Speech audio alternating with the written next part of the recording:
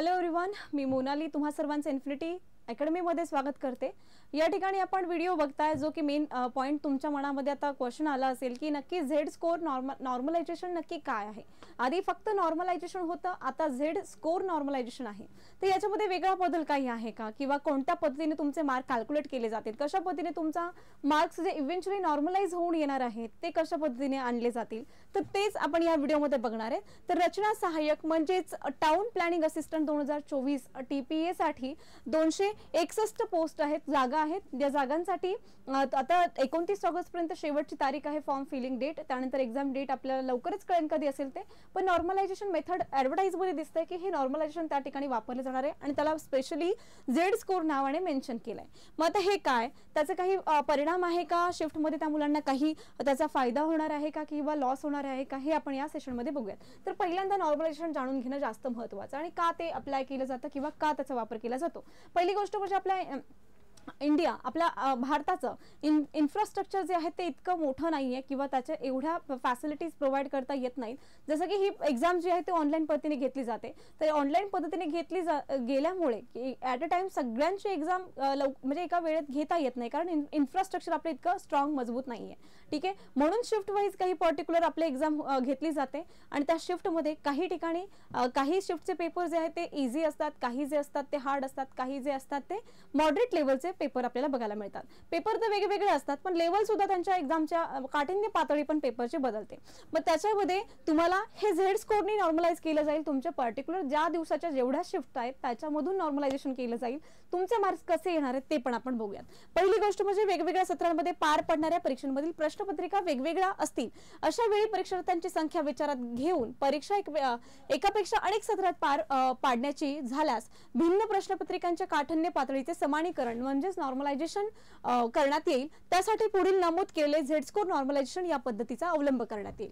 जसं की त्यांनी सांगितलंय ऍडव्हर्टाइज मध्ये सुरुवातीला हा पॉइंट दिला आणि त्याच्यानंतर नॉर्मलायझेशन कसं असतंय झेड स्कोर ते तुम्हाला सांगितलंय। आता अबाउट नॉर्मलायझेशन काय आहे, means adjusting values measure on different scales to a notionally common scale. म्हणजे नॉशनली काय असतं ते काल्पनिक दृष्ट्या जे काही पर्टिक्युलर तो वर्डचा मिनिंग आहे। ठीक आहे, नीड फॉर काय, नीड काय आहे नॉर्मलायझेशनची, तर एक्झाम बघा pertaining for a particular post किंवा कोर्ससाठी could be spread across multiple shift, जे की डिफरंट शिफ्ट मध्ये म्हणजे भरपूर साऱ्या शिफ्ट मध्ये ही एक्झाम होते, 1 2 3 4 शिफ्ट मध्ये होते, which will have different question paper for each shift. जसं की प्रत्येक शिफ्ट साठी वेगळा पेपर अवेलेबल असतो। ठीक आहे, hence the normalization of score need to be carried out for the all candidates who had written the exam across shift for the same post or course। म्हणजे एकाच पोस्ट साठी ते सगळे वेगवेगळ्या शिफ्ट मध्ये वेगवेगळे पेपर सॉल्व्ह करून देतात। त्यामुळे इथे नॉर्मलायझेशन करणं जास्त गरजेचं ठरतं। ही त्यासाठीची पर्सनल पहिली नीड आहे। आता ती कशा पद्धतीने केली जाते, वेळ वाया न घालवता डायरेक्टली मी तुम्हाला सांगणार आहे। स्कोर नॉर्मलायझेशनचं लॉजिक काय आहे, पर्टिक्युलर दोन गोष्टी महत्त्वाच्या आहेत। तर एक तर पहिला गोष्ट म्हणजे ऍव्हरेज आणि दुसरा म्हणजे स्टँडर्ड डेव्हिएशन। या थ्रू ऍव्हरेज आणि स्टँडर्ड डेव्हिएशन कशाचं काढायचंय आणि त्यानंतर तुम्हाला मेन जो फॉर्म्युला आहे तो फॉर्म्युला बघा, ऍव्हरेज आणि स्टँडर्ड डेव्हिएशन काढल्यानंतर तुम्हाला हा पर्टिक्युलर जो काही मेन फॉर्म्युला आहे जो की इथे या बॉक्समध्ये मी तुम्हाला दाखवते, या बॉक्सच्या फॉर्म्युला वाईज म्हणजे एक्सएन म्हणजे तुमचे नॉर्मलाइज जो काही तुमचा स्कोर आहे म्हणजे तुमचे मार्क्स आहेत, हे जे नॉर्मलाइज होऊन येणारे मार्क्स असतात, पण ते काढण्यासाठी हा पर्टिक्युलर पुढचा फॉर्म्युला आहे। तर बघा इथे आता इन डिटेल हे सुद्धा सांगते की यासाठी तुम्हाला ह्या काही values S2 S1 X XAV म्हणजे ऍव्हरेज आणि Y ऍव्हरेज अशा पद्धतीने दिलाय। तर X2 काय आहे बघा, इट इज बघा is the standard deviation of the base shift. हे जे आहे ते standard deviation of the base shift आहे। मेन पहिली गोष्ट म्हणजे हे तर बघून घ्या, मग ते नंतर सांगते। ठीक आहे, ऍव्हरेज कसा काढायचा आहे, तर हा एक टेबल पर्टिक्युलर दिसतोय। हे जे नंबर 1 2 to 9 पर्यंत जे नंबर आहेत ते आहेत स्टुडंट्स, हे टोटल स्टुडंट्स आहेत म्हणजे तुमच्या शिफ्ट मध्ये किती स्टुडंट्स आहेत हे ते स्टुडंट्स। मग त्यानुसार त्यांचा रॉ जो स्कोर आहे तो स्कोर पुढे घेतला, म्हणजे एका पहिल्या स्टुडंटचा 31 आहे, दुसऱ्या स्टुडंटचा 46, तिसऱ्या स्टुडंटचा 40, अशा पद्धतीने या स्टुडंटचे हे स्कोर पुढे दिले। ठीक आहे, जसं की तुमची रिस्पॉन्स शीट येते त्याच्यावर तुम्हाला एक्झॅक्ट बघा कोणते बरोबर आले कोणते चुकलं, त्यानुसार तुमचा एक रॉ स्कोर दिला जातो, ते हा रॉ स्कोर आपण कन्सिडर करूया। ओके, आणि या रॉ स्कोरची जी काही टोटल केली आहे ती समेशन एक्स म्हणून मेन्शन केली आहे, म्हणजे या स्कोरची टोटल आहे 585। ठीक आहे, ही समेशन मधून बघा समेशन एक्स म्हणून मेन्शन केली आहे। पुढे जे आहे ते एक्स व्हॅल्यू दिली आहे। आता ते कसं आलं बघा, आधी ऍव्हरेज काढण्यासाठी नंबर ऑफ स्टुडंट्स घेतले, डिवाइड केले त्याने, आणि हे जे आहे ते एक रॉ स्कोर जो आहे त्याची टोटल घेतली 585. 585 डिवाइड बाय 9 केले तर जे काही तुम्हाला पर्टिक्युलर शिफ्टच्या कॅन्डिडेट्स बघा प्रेझेंट काय सांगितलं बघा, number of candidate present for that particular shift, म्हणजे हे जे काही प्रेझेंट कॅन्डिडेट ते 9 म्हणजे तेच डिवाइड केलंय आणि त्याने तुमचा ॲव्हरेज काढलाय. त्या स्टुडंटचा मार्क्सचा ॲव्हरेज आहे 65. ठीक आहे, स्टुडंटचा पर्टिक्युलर जे काही विद्यार्थी आहेत त्यांना मिळालेल्या मार्क्सचा याचा तुमचा ॲव्हरेज काढून तिथं घेतलेला आहे तो 65 आहे. मग पुढे तुमचा एक्स ही व्हॅल्यू कशी काढली, एक्स मधून तुमचा जो काही ॲव्हरेज आलाय तर ॲव्हरेज या मार्क्स मधून एक्स रॉ स्कोर मधून तुमचा ॲव्हरेज वजा करून हे -35 आलाय. ठीक आहे, इथे पण बघा 46 मायनस जर 65 केले तर -19 येईल. ठीक आहे, तो झालं काय तुमचा ही एक्स ची व्हॅल्यू झाली. पुढे काय स्टँडर्ड डिव्हिएशन साठी बघा, स्टँडर्ड डिव्हिएशन म्हणजेच काय दिलंय आता summation x square upon 9 sorry n आहे, एन म्हणजे नंबर ऑफ स्टुडंट्स आहे आणि हा समेशन एक्स स्क्वेअर काय आहे तर इथं तुमचं जे एक्स स्क्वेअर जो आहे ही जे काही एक्स ची व्हॅल्यू काढली आहे त्या एक्सचा स्क्वेअर केला 1156. बट समेशन एक्स स्क्वेअर काय आहे तर या सगळ्या मार्क्सची जर टोटल केली आहे समेशन एक्स स्क्वेअर बघा इथे खाली बेसला 4356. मग 4356 ला डिवाइड बाय जर तुम्ही इथे त्यांनी 9 केलं तर तुम्हाला मिळतात जे काही 22 जो काय आहे तर स्टँडर्ड डेव्हिएशन आहे. स्टँडर्ड डेव्हिएशन काढलं, नंबर ऑफ बघा ॲव्हरेज कसं काढायचं कळलं. हे दोन गोष्टी महत्त्वाच्या आहेत कारण पुढे तुम्हाला बघा as a shown in example about for one shift same process is follow by every shift to calculate mean and standard deviation of the each shift. म्हणजे प्रत्येक शिफ्टचं स्टँडर्ड डेव्हिएशन तुम्हाला या पद्धतीने काढायचं आहे जे काही पर्टिक्युलर शिफ्ट असतील तेवढा. ओके, पुढे आता इथे तुम्हाला बेस शिफ्ट सांगितलं मी मगाशी, इथूनच स्किप करून मी मागे गेले. तर बेस शिफ्ट कोणती आहे बघा, is the standard deviation of the base shift. S2 म्हणजेच काय तर इथे S2 म्हणजे बेस शिफ्ट कोणती घेतली आहे बघा, इथे त्यांनी सांगितलंय then to calculate normalize score for each candidate first we need to consider one shift as a base shift. बघा one shift as a base shift consider करायची पण कोणती, statistically any shift can be consider as a base shift because normalization will put all candidates properly in relative position.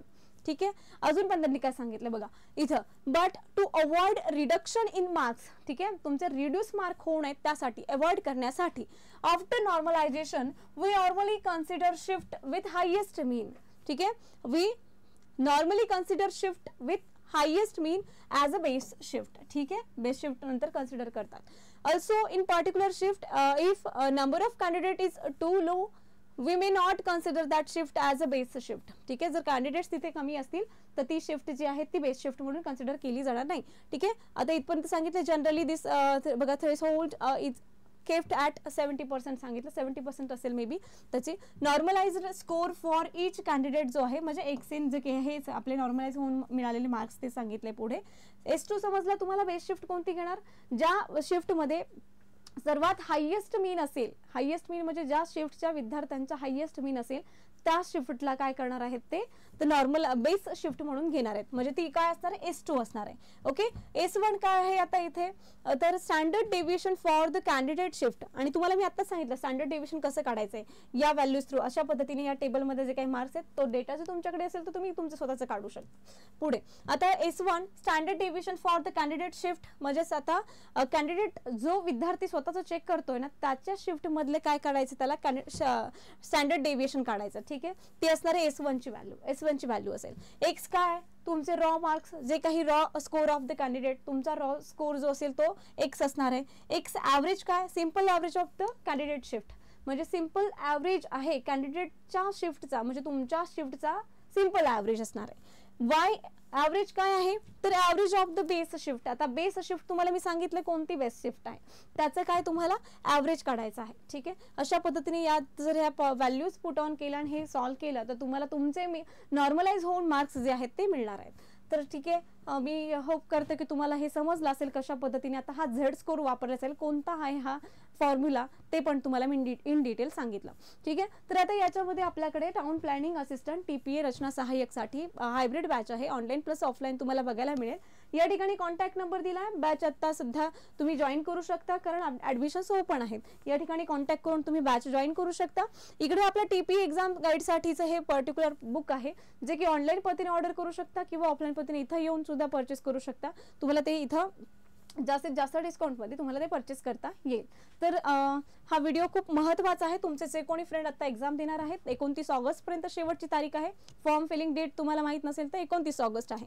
तर form भरून झाल्यानंतर पहिली गोष्ट सर्वांना प्रश्न पडला असेल की हे नॉर्मलायझेशनने काही फरक पडेल का. तर पहिली गोष्ट म्हणजे आता तर तुम्हाला सांगितलं की नॉर्मलाइज तर करतायत सगळ्या शिफ्टचे, मग कोणाला अवघड त्याला फायदा होईल किंवा ज्याला सोपा पेपर आहे त्याला त्याचं नुकसान होईल असं काही नाही. ठीक आहे, तुमचे नॉर्मलाइज होऊन मार्क्स येणार आहेत. डिपेंड्स की तुम्ही किती अटेम्प्ट करता. आता असं काही नाही की जास्त अटेम्प्ट करणाऱ्याचे मार्क्स जे आहेत ते जास्त असतील, कमी अटेम्प्ट वाल्यांना त्याचं नुकसान होईल असं काही नाहीये. तुम्हाला अटेम्प्ट तर द्यायचेच आहेत. कोणत्याही पेपरमध्ये अटेम्प्ट जितके तुम्ही देताल तितकं त्याचा काही पर्टिक्युलर इम्पॅक्ट तुमच्या मार्क्सवर पडत नाहीये नॉर्मलायझेशन करून. ठीक आहे, तर आता इथे इन्फिनिटी अकॅडमीचा हा आपला चॅनल आहे. इन्फिनिटी अकॅडमी बघा, सिव्हिल इंजिनिअरिंग म्हणून पण चॅनल आहे. हा चॅनल जो आहे बघा इंजिनिअरिंग फक्त आहे. तर चॅनलला सबस्क्राईब करून घ्या, लाईक करा, शेअर करा सेशन जर तुम्हाला, किंवा हा व्हिडिओ जर आवडला असेल, ही इन्फॉर्मेशन जर आवडली असेल तर. आणि बाकी पण आहेत बघा इन्फिनिटी अकॅडमीचा हा, जसं की मी आता दाखवला, हा यूट्यूब चॅनल आहे. त्यानंतर आपला टेलिग्राम चॅनल पण आहे, इन्स्टा चॅनल आहे, फेसबुक चॅनल आहे.